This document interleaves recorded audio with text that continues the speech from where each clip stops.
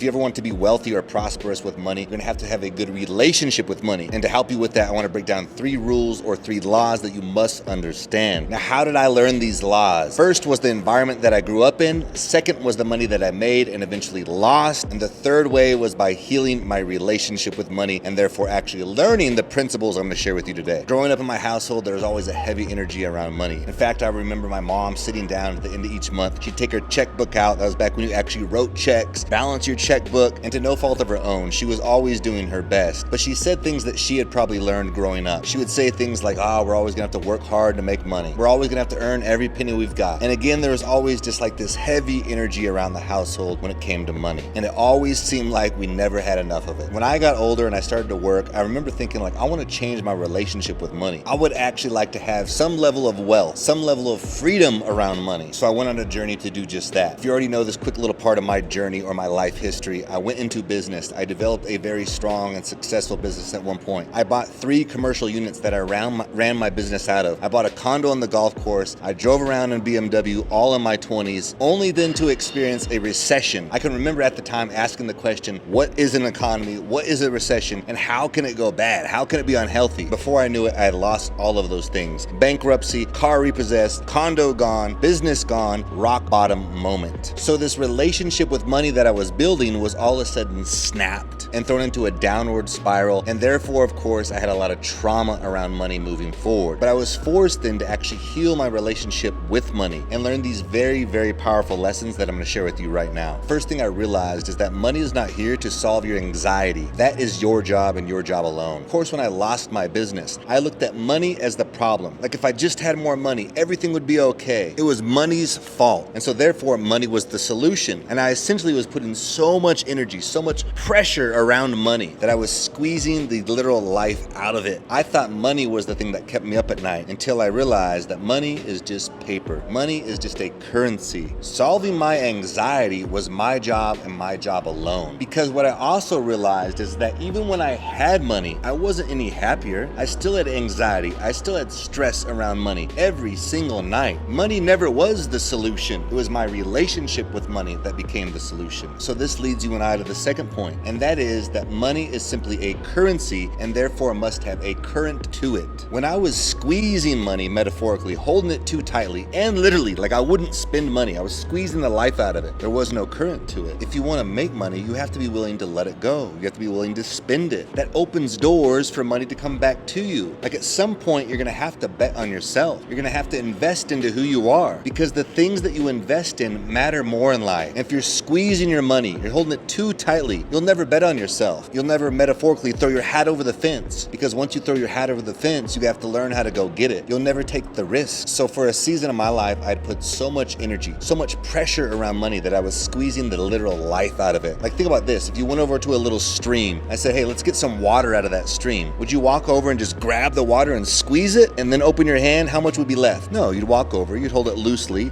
you'd cup that water because you know there's more of it. There's always a steady flow of water and then you'd actually have something to show for it. Money works the same way. It's a currency, it's a flow. Your relationship with it must be loose and relaxed. Again, money never asked to solve your anxiety and there must always be a flow or a current behind money because it is a currency. Oftentimes, one of the things that will freeze you up is maybe there's that moment where you feel like you got ripped off or you overspent or you made a mistake with money and then you get really tight, really stiff and that energy again condenses and you squeeze money once again. But what you're actually saying to the universe and to yourself in these moments is that money won't come back to you and therefore you don't believe in the current of money. That provides a window for you to look at and see how you view money. What is your relationship like with money? And then lastly, number 3 is you must take money off the pedestal. Pedestal is when you idolize something. It's up too high. You've put too much energy or too much belief around something. Like that is the thing that's gonna change your life. Like if I just had more money, then everything would change. No, my friend, you must always be the change first. As an example, there's a quote in the Bible Bible that often gets misrepresented. People will say that money is the root of all evil. The actual quote says, the love of money is the root of all evil. Again, the love of money is you putting money on the pedestal. Money does not belong on a pedestal. It's just paper that you put an energy around, which displays your relationship that you have with it. Again, you can solve this by reminding yourself that money is just a tool. Now, this Bible quote that often gets misused, money is the root of all evil, which actually reads, the love of money is the root of all evil, oftentimes is also used for people to avoid taking the actual journey of learning how to create money. I strongly believe that money is a very powerful and good thing. But again, it all comes down to your relationship with it. By taking on a pursuit in life that teaches you how to learn how to make money and increase your value, you will undoubtedly go through challenging times, but this is a very good thing. So you learn to step into this journey. You don't use that quote that gets misrepresented as an excuse to not pursue money. Again, the distinction is the love of money, not the pursuit of making money. Learning to make money is a very strong and healthy thing to do. Lastly, my friend, as a bonus, you have to be open to receiving money. And to receive money, you have to learn to love yourself and understand that you are worthy of receiving that money. If you don't do that, you will always be sabotaging yourself when you start to make money. Or if you actually get money, then you will push it away because you won't believe that you're worthy of having it. The journey of learning to love yourself is a powerful one and one that you must embark upon.